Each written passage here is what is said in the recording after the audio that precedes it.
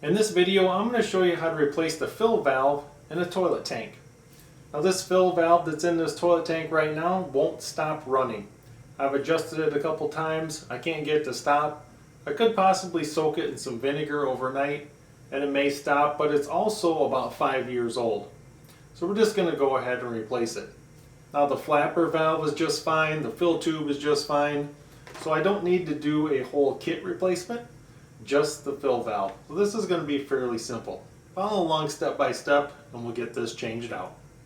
Now there's nothing wrong with the flap, it's completely sealed. This unit right here will just not stop filling.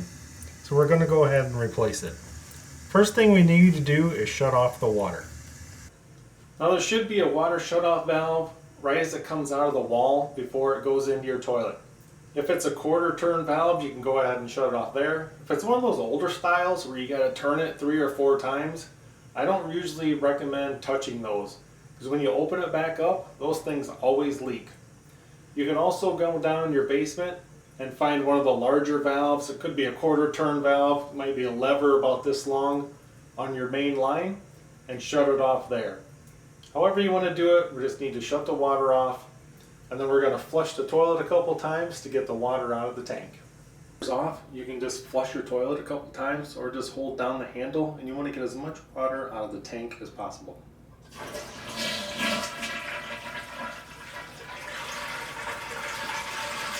And now you're going to want to put a bowl underneath where you're going to disconnect your fill. And you're going to turn this counterclockwise, and this hose is going to come off, and then you'll get some water draining out right here into a bucket or a bowl underneath.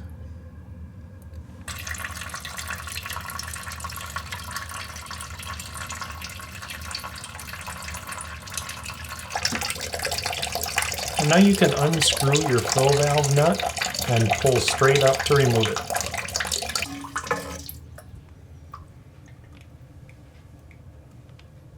Now before you install your new fill valve, you can extend it out so it's the exact same length as the one you pulled out, and it's going to make setup a lot easier. If your old fill valve was the correct height, basically the top of this is going to be even with the top of this line right here. You'll also see a water level. There's like a slot right here. That slot should be a 1/2 inch below the top of this tube.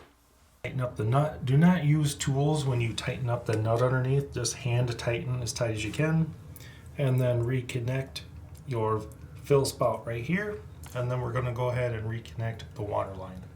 We have our water line going right up there to the new filler, and everything is tightened up. So now we're going to go ahead and turn the water back on. Now when you turn your water on, just turn it on very slowly.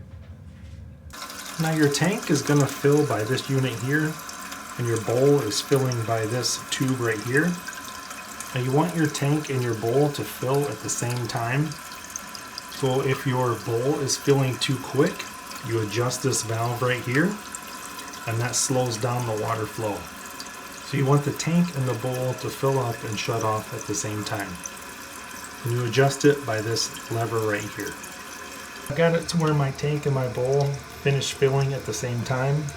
As you can see, this is basically kind of a shut-off valve. We started out with it straight. As you can see, I turned it just a little bit, and that slowed the flow down to the bowl. Now I've got the tank lid back on. I'm just checking to see if there's any leaks down here at the shut-off valve or underneath the tank. Now what I want you to do is, in about 24 hours, double check that there's no leaks. There's been many a times where you can put one of these in, hook everything back up, there's no leaks today, and tomorrow you develop one. So check it back in 24 hours. Now congratulate yourself on a job well done. You didn't have to call a plumber, you did it all on your own, probably in less than 20 minutes. We've got the old unit out, we're going to throw this away. Basically all you need is a new unit, which I'll put a link in the description below to get these off Amazon, a bowl, maybe a couple paper towels to catch any little water spray, and a little bit of time, and you can get it done. Hope you guys enjoyed the video, and thanks for watching.